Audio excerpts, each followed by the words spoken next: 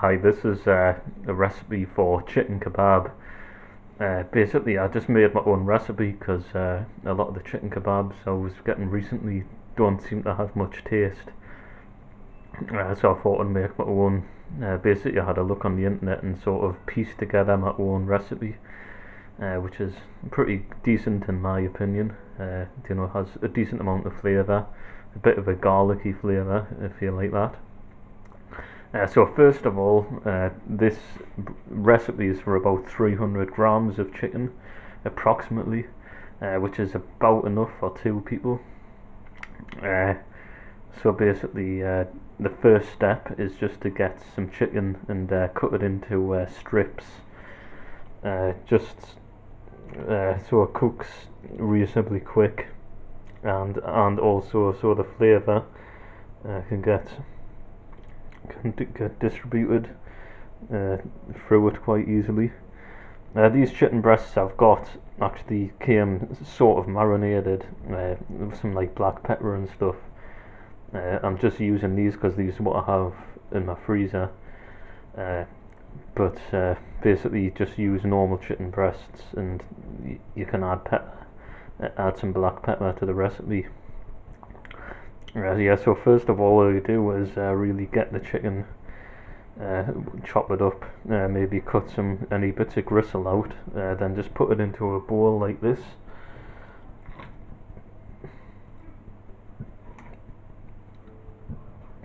And then the next step is to add the spices. So the spices you want to add for the 300 grams of chicken breast is 2 teaspoons of cumin, 1 teaspoon of garlic, and 1 teaspoon of onion granules, half a teaspoon of salt, and half a lemon zest. So the zest of half a lemon just grated and put into the bowl. So once you dump all that in there, you just mix it all around with a spoon, so the all the spices and whatever and powders and stuff get all mixed in with the chicken. Then once you've done that, you put it in the fridge for about 4 hours. Then you add some oil, so I'll show you in a bit. Once this has been marinated for about 4 hours in the fridge, I'll show the oil adding part. So now the chicken's been in the fridge for about 4 hours. So after about 4 hours, you add some oil.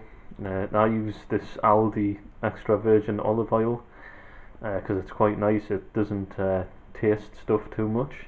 I suppose you could use most oils really, just as long as it's not strong tasting, but obviously the extra virgin is quite healthy.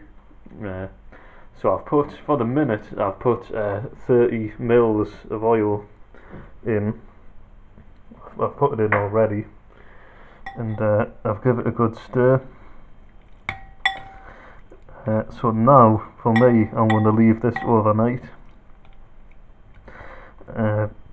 But you could probably leave it a few hours if you want it sooner.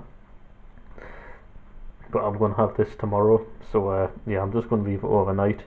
It's possibly it may need a bit more than 30 mils, but I'll probably just see in the morning. At the minute, it looks like there's enough because I don't want to put too much oil on. But even if you put too much oil on, it's not the end of the world because a lot of it usually comes off anyway. But the reason I put the oil on now is just so it can soak in, and then it can be fried off. It just seems to stay a lot more moist, as opposed if you have it dry, then cooking it on the fryer, or well, I use the George Foreman. So it's just good to let the oil soak in, then it should keep it nice and moist. Yeah, so that's it. So I'll check in the morning to see if there's oil's still enough oil. Then I'll cook it tomorrow. So now this has been left overnight. As you can see, it's got a nice colour to it. It smells nice as well. So you can see it's coated in oil, which I want, so you can easily cook it on the George Foreman without it sticking.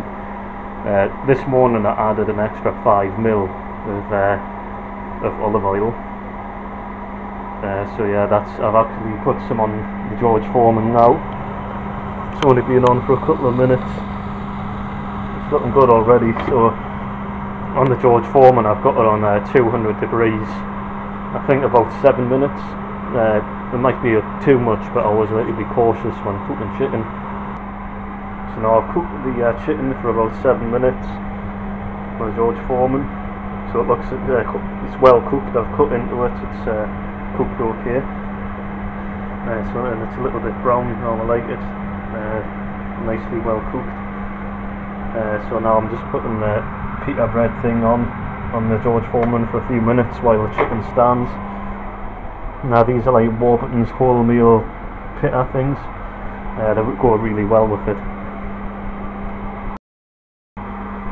So I'm having mine in one of these pita breads, and with red cabbage and a bit sweet corn. Sometimes I like a bit sort of cooked onion as well. That goes well, but obviously just put whatever you want in, salad, rocket, spinach, whatever. But yeah, it's quite a nice kebab. Hopefully you like it.